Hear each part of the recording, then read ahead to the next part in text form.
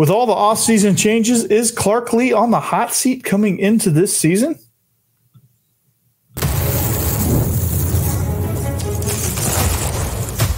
You are Locked On Vandy, your daily podcast on the Vanderbilt Commodores, part of the Locked On Podcast Network, your team every day.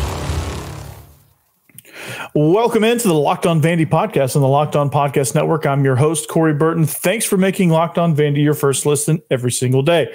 We're free and available wherever you get your podcasts and on YouTube as a part of the Locked On Podcast Network, your team every day. Today's episode is brought to you by FanDuel. Make every moment more as the playoffs wind down and the sports stop sporting like we want them to. But this summer, FanDuel's hooking up all customers with the booster bonus daily. That's right. There's something for everyone every day all summer long. So visit FanDuel.com to get started. On today's episode, we discuss, ahead of fall camp, of course, how the offensive line and defensive line will shape out. Also, there's quite a bit of depth at running back. How will that look? But first, there's a lot of chatter about Clark Lea being on the hot seat. With all the changes, is Clark Lea, in fact, on the hot seat this season? Well, the answer is kind of complicated. It's yes and no, okay? And I know that seems very, very complicated. And I know you're probably wondering, well, just pick one. Well, I'm going to tell you scenarios with each of them, and I'll tell you kind of where I feel. But I honestly, well, actually, I'll tell you now. I don't think he's really on the hot seat. But there is a scenario to where his seat could be red hot. So hear me out here, okay? There's some scenarios there. Honestly, I think if Vandy wins 3 or less games, I think November is going to be a real uncomfortable month for Clark Lea because his seat's going to be red hot. If they win 3 games, it'll make the people who took Vandy minus 2.5 very, very happy. However, I think that that's kind of like the threshold of, okay, with all these changes, you got to win more than 3 games, okay, to be considered, even to be thought of as safe. Anything less than 4 wins, I think we're talking hot seat and potentially, boom, dismissal, right? And that talk will get more and more loud as the season goes on. If that is in case the scenario, this is kind of like one of those worst case scenario things where, like, if you're getting your brains beat in every week and the team just is falling apart, there's no depth, and the schemes, there's nothing changed there. There's no identity, things like that. I think you'll start to see a change because that will mean that it doesn't matter what the changes were. The head of the snake is indeed the problem. That would be that scenario. Okay. To me, I've maintained all off season long that Vandy, I'm predicting a Vandy bowl game.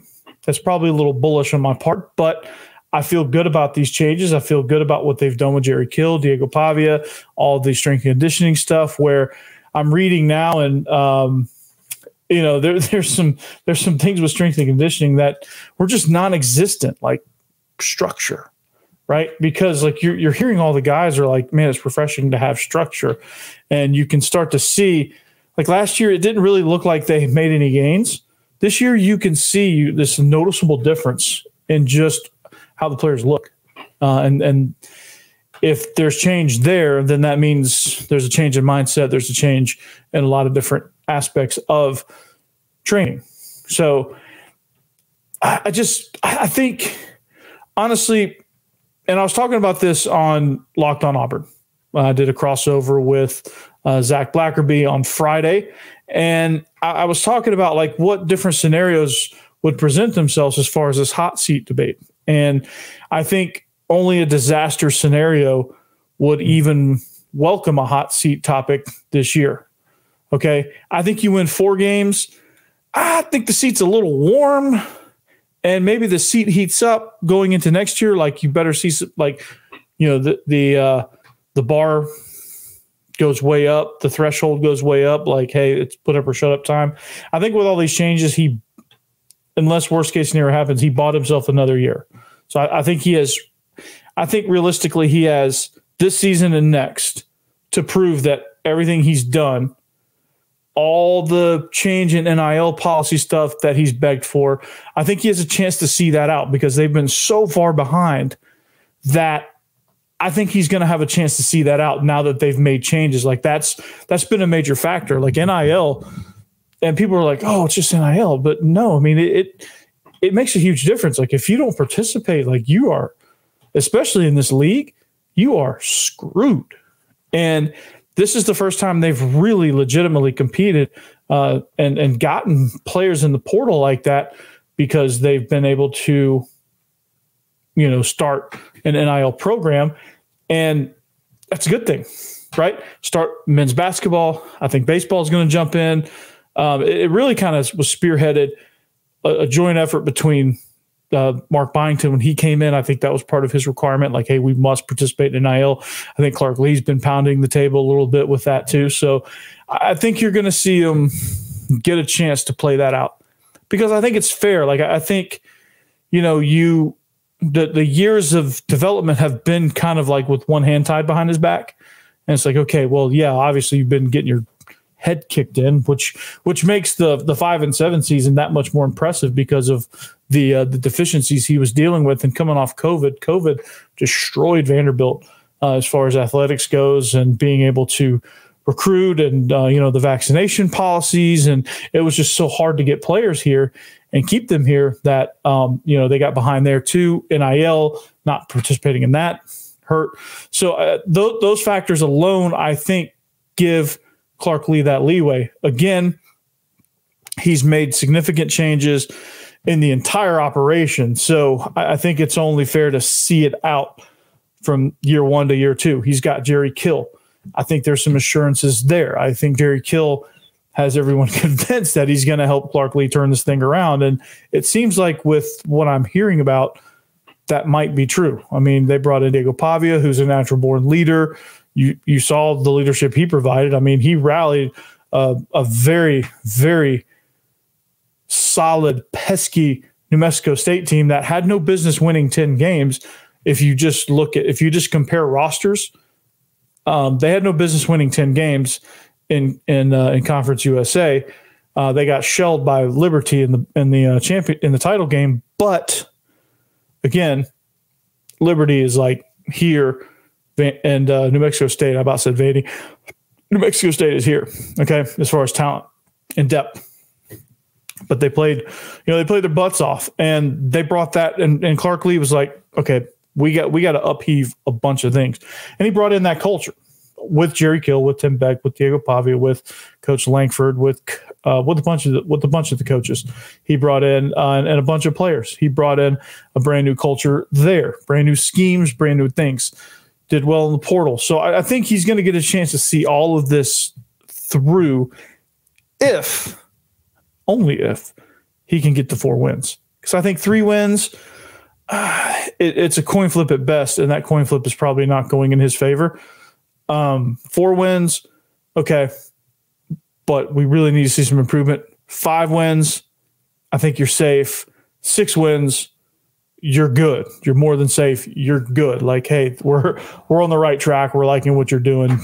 This is the direction we want to go. We'll continue to shell out NIL dollars. So those are the scenarios I think that will take place. And I think this team is capable of a bowl game. That's why I've been maintaining that prediction. Okay, and I know I'm getting comments left and right going, be realistic. If Vandy can stay within 50 of all their opponents, well, if this was last year's team, yes, that would be absolutely true. But there's a lot of changes. Like if you look at the gross complexity of the changes, it is insane just exactly what has happened and what has taken place within those walls. Like I think people would be blown away by everything that has changed operationally.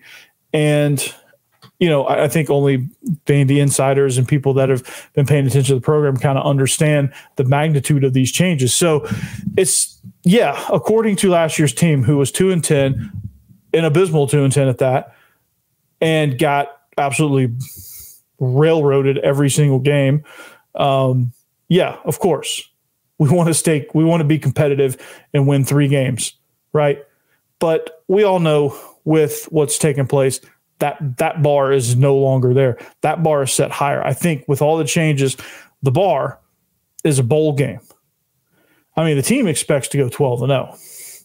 If they didn't, I'd be worried. But realistically, I think 4 or 5 wins is a good realistic prediction. All right. 3 games is worst case scenario. 3 games where I'm doing episodes on coaching search. 4 games, I think he's safe. 5, 6 games, I think is considered success. And anything above that is house money and probably building a statue. But yeah, it's going to be one of those things where the schedule, I think early on, has a chance to get you some momentum. But with all this hot seat talk, man, I just think I don't think he's on the hot seat. Going back to my main point, I don't think he's on the hot seat unless worst case scenario happens, right? Unless worst case scenario happens. Worst case scenario is 3 or less wins, I think. And so, with everything he's done to kind of change the perception of the program, it would not look good to only win 3 games because nothing really changed at that point. You won 1 more game than you did last year, and you're still not competitive. You got to go in a different direction. I would agree with that. And if we're sitting here in November with that scenario, yeah, I would absolutely agree with it. But we're not. And I think, to me, I think the hot seat stuff is, I think it's just outside people just looking from 30,000 feet and saying they sucked last year. They added some people in the portal, but like they raided New Mexico State. So what's that all about? That's not really anything. And Clark Lea is still in charge. And, they're taking all the low hanging fruit and saying Clark Lea's going to get fired. This is a patient athletic department. Like they waited, it took 5 games in a disaster to fire Jerry Stackhouse. Right. And, maybe that's the same barometer with Clark Lea. 5 seasons in a disaster. Well, your disaster was last year. Can you atone from that? So who knows? I don't think he's necessarily on the hot seat, and I'll say not on the hot seat yet, and could avoid the hot seat altogether with a successful season, 4 wins or more, and could avoid. 4 wins is never really a success if you're looking at winning, but the hot seat is going to be talked about throughout the season with each loss, and that's just no way around that. But ultimately, as of right now, he is absolutely safe. I think his seat is maybe warm at best, and he's going to have to prove that he can't handle being the head coach of Vandy. He's going to have to prove that. He's going to have to prove that he can. I think he's kind of right there in the middle. It's a warm seat. It could get red hot in a hurry, and it could get ice cold in a hurry. Like it could go both ways pretty quickly. So I'm leaning towards it's going to be ice cold pretty quickly because I believe in Jerry Kill. I believe in Diego Pavia. I believe in Tim Beck. I believe in the direction that they're going. I think all the moves have been solid so far, and I think you'll see that play out. One of the things is that they have an identity. That's a really good thing that they have an identity, and that identity is in the run game. Pretty deep running back room, actually. How's it actually going to look? We'll talk about it next.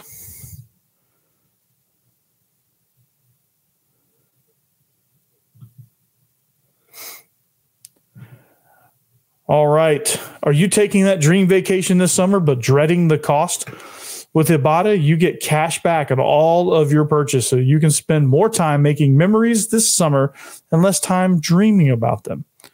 Ibotta is a top free app that lets you earn cash back every time you shop. Earn hundreds of items from groceries to beauty supplies, even toys, so you can make sure you're beating inflation no matter what you're purchasing. The average Ibotta user earns $256 per year. That could cover the cost of an entire shopping trip, that flight you've been eyeing, or the fancy dinner you've been craving. Other apps give you points that don't amount to much. With Ibotta, you earn cash back that you can withdraw to your bank account, PayPal, or gift cards. Simply add offers in the app, upload your receipt, and voila, the money is yours. So you can save over 2,400 brands and shop at over 1,000 retailers, including your favorite grocery stores, Lowe's, Macy's, Sephora, Best Buy, and more. So it's time you joined over 50 million users who use Ibotta to earn cash back every time they shop. Right now, Ibotta is offering our listeners $5 for trying Ibotta by using the code LOCKEDONCollege when you register. So just go to the App Store or Google Play, whichever's your boat, and download the free Ibotta app and start earning cash back and use code LOCKEDONCollege. That's IBOTTA in the Google Play or App Store and use code LOCKEDONCollege.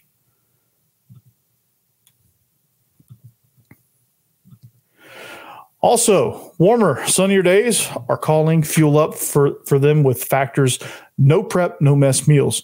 Meet your wellness goals in time for summer thanks to the menu of chef-crafted meals with options like Calorie Smart, Protein Plus, and Keto. Factor's fresh but never frozen meals are dietitian approved and ready to eat in just 2 minutes. So no matter how busy you are, you'll always have time to enjoy nutritious, great tasting meals. So make today the day you kickstart a new healthy routine. What are you waiting for? With 35 different meals and more than 60 add-ons to choose from every week, you'll always have new flavors to explore. Crush your wellness goals this May with dietitian-approved meals and ingredients you can trust. Make your day delicious from breakfast to dessert. Stay fueled with easy, nutritious options. So treat yourself to restaurant-quality meals with that feature premium ingredients like filet mignon, shrimp, and blackened salmon. So keep kitchen time to a minimum. Factor meals are ready in 2 minutes. No shopping, no prepping, no cooking or cleanup. So enjoy effortless support for your lifestyle. Choose from 6 menu preferences to help manage calories, maximize protein intake, avoid meat, or simply eat well balanced. So head to factormeals.com/LockedOnCollege50 and use code LockedOnCollege50 to get 50% off your first box, plus 20% off your next month. That's code LockedOnCollege50 at factormeals.com/LockedOnCollege50 to get 50% off your first box, plus 20% off your next month while your subscription is active.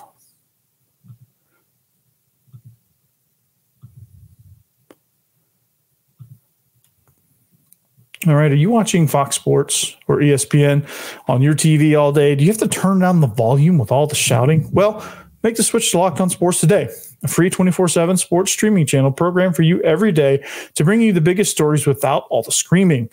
Locked On Sports Today brings you can't-miss analysis, opinions, and news streaming 24/7 on YouTube or the free Amazon Fire TV channels app, part of the Locked On Podcast Network, your team every day. So, talked about what it's going to take to keep Clark Lea off the hot seat. We talked about that. But I think having an identity is going to be part of that. And I think that's part of the optimism, having an identity on both offense and defense. So looking at the offense, your identity is going to be your run game. Okay. And excuse me, I'm a big fan of the run game. I think Vandy's in good shape here. Well, not only good shape, but great shape too. And I think you're looking at a team that has a lot of depth with the addition of a few extra pieces. I think you have a team that's going to rely heavily on that depth, judging from the style of play they're going to employ, controlling the clock and all that good stuff. And having a good running back room leads to that. Okay. And I think you're going to have just that. You have, I think obviously Cedric Alexander seems to be your starter. I think he was the most successful guy coming off of last year. I think AJ Newberry is somebody that's right on his heels. I think he's going to factor in as well. So I think you're looking at Cedric Alexander and AJ Newberry as your top two guys. So those two guys, I think, are going to be your bell cows. They're both very versatile guys. Can play well out of the backfield. AJ Newberry as well can play really good out of the backfield at 6'1", 200 pounds. Also can be a little bit of a bruiser. Cedric Alexander, 5'9", 200 pounds, a little bit more of a bowling ball. He runs with a physical style too, but both can catch out of the backfield, which is something that Coach Beck is looking for, and Diego Pavia can have himself a safety outlet. But don't sleep on Chase Gillespie, 5'10", 200 pounds, out of Tallahassee, a junior. He's somebody that can get some run out too, especially in passing situations. He's somebody that kind of specializes there. When you're also looking at running backs, you have to factor in the New Mexico State guys as well. The two guys that transferred in from there. You've got different options really. You have Monty Jones, who's a graduate transfer. He's the one that's 6'2", 225. He's going to be that just absolute bruiser, that hammer that you need to close out games. Like I call it the closer. That's what Elijah Holyfield was for Georgia. That's what a bunch of guys. That's what Vandy needs, right? They need somebody that late in the game, if you just want to lean on your opponent, that's something that you can do. Boom, boom, boom, boom. Just hammer, hammer, hammer. And that's kind of what he brings to the table there. So I'm excited to see kind of where that takes. You have a freshman, Johan Cardenas, out of Texas. He's kind of that. He's along the lines of those of that bruiser type as well. He can kind of fall in line there. Jake Ballas, freshman coming in from Indiana. But I mean, I think you have a lot of good. A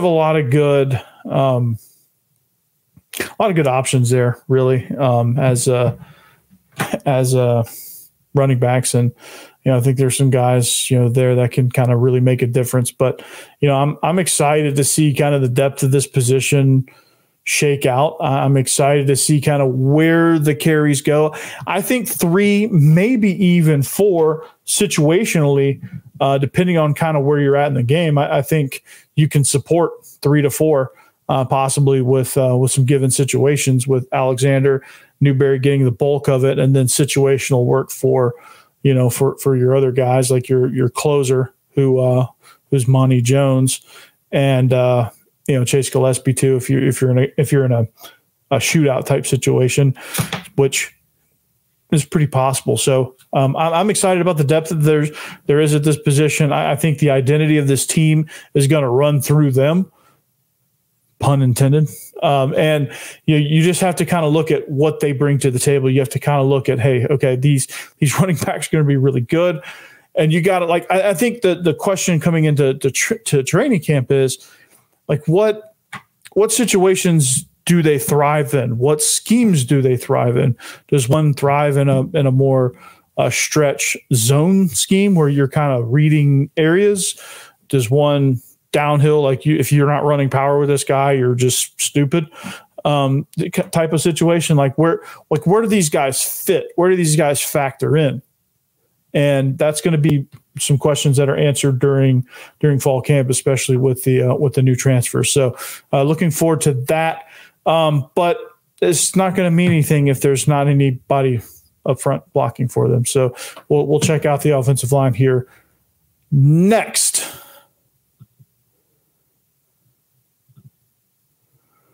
All right, this episode is also brought to you by FanDuel. I love sports. I love them so much, I never want them to stop. But as the playoffs wind down, we get fewer games, and the sports just aren't sportsing like I want them to. But FanDuel lets me keep sports going whenever I want. All I have to do is open the app and dream up bets anytime I'm in the mood. There's the Paris Olympics going on right now. You can bet on just about anything. And this summer, FanDuel is hooking up all customers with a boost or a bonus daily. That's right. There's something for everyone every day all summer long. So head over to FanDuel.com and start making the most of your summer. FanDuel is the official sports betting partner of Major League Baseball.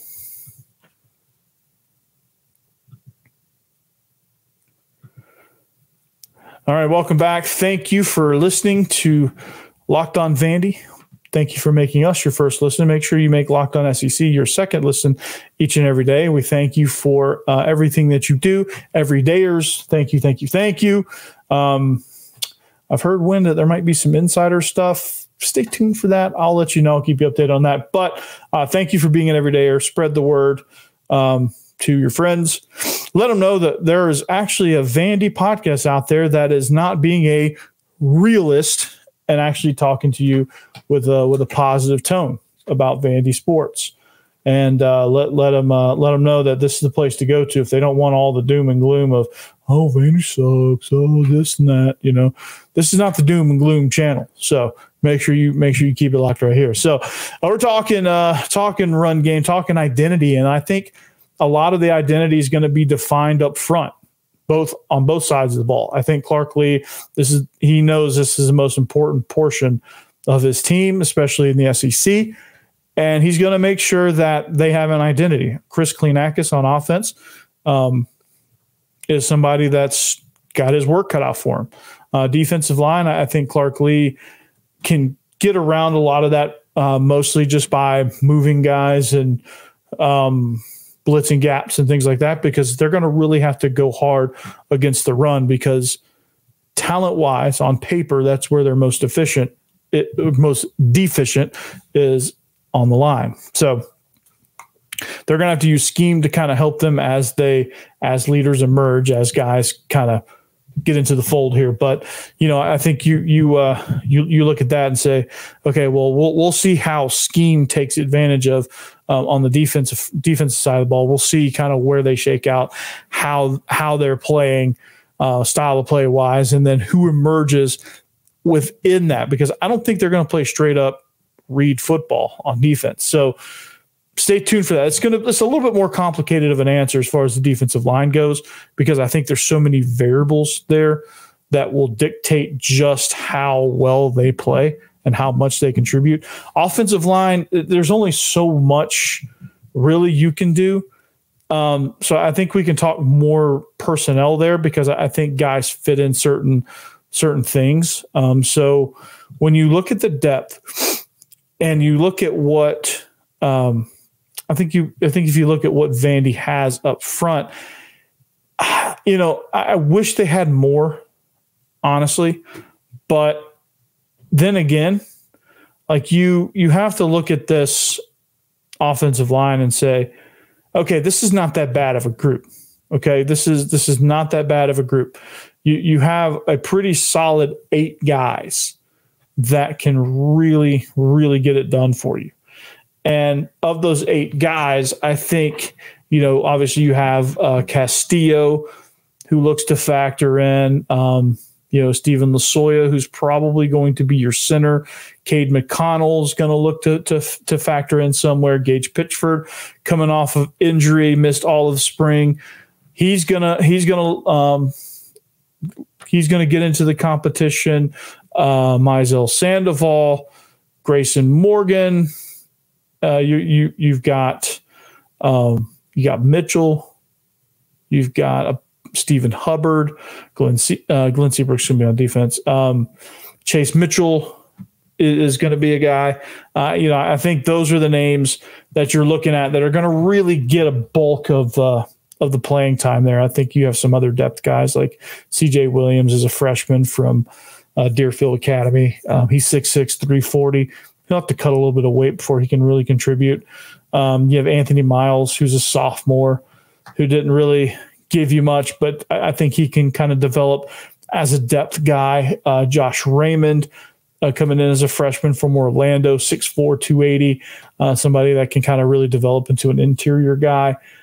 Cameron Boson, who's 6'6", 260, will have to kind of put on a little bit of weight before he can kind of contribute, but he'll be somebody down in the pipeline as a tackle. So, you're looking at some guys that are kind of down in the pipeline, but really just focusing on those top 8 guys, because I think that's where your rotation is going to be. And I think Stephen Hubbard could start. I'm excited to kind of see where that's all going. It's going to be. I'm excited about how this thing is going to look, because I think when you get your starters, you're going to be really, really impressed. Like Gunnar Hansen, it's not official because it's a new coach, new scheme, but I mean, he's your left tackle. Let's be honest about that. He's your left tackle. Okay. Probably Castillo is going to be your left guard. All right. I think Lasoya has the transfer from Mississippi State. I think he has a lock on the center position. And then I think your right guard and right tackle are kind of up in the air. I think Chase Mitchell's your favorite as your right tackle, who I think is perfect for that because he's listed at 6'4", so he's a little bit on the short side, but that's okay because your right tackle is typically your tackle that's better in run blocking. I think Hubbard is, coming in from UTSA. I think he's somebody, UTEP, one of those orange and blue schools out there in Texas. He comes in as a guard. I think he factors in. You have Pitchford who factors in. Going to be interesting to see how he bounces back from injury. But regardless, you're looking at a group that's going to have a really good identity. You're looking at a group that's going to be very rotational. Like Cade McConnell, I think, is going to be your first tackle in. And I think like Pitchford could possibly be your first guard in as he kind of gets back into playing shape a little bit. I think that's going to hinder him as far as being a starter because you have so many guys coming in that have gotten those reps that he just might have too much to overcome as far as getting in shape, getting to know the playbook with live reps, things like that. So, but there is a lot of football to be had over the next 20-something days, 25 days until they're having to have that lineup set and beginning game prep for Virginia Tech. So you have, I think, 2 scrimmages and a bunch of practices to kind of determine who your starting 5 is, and it's going to look different every day, which is kind of the point. So when you're reading these reports, just expect that. So, but that's where I'm going to kind of leave you there. Fall camp, it's right out there. You can reach for it. It's there. Okay, it's happening very soon. And so stay tuned for that. We're going to have a lot of coverage there, a lot of speculation as we read these notes from practice. So, but I'm going to leave you there with that. Hopefully got Kurt Page on the hook to come on sometime this week. So we'll get him, but we'll have plenty of camp coverage as we roll along. But until then, I'll see you guys later. As always, behave yourselves, anchor down.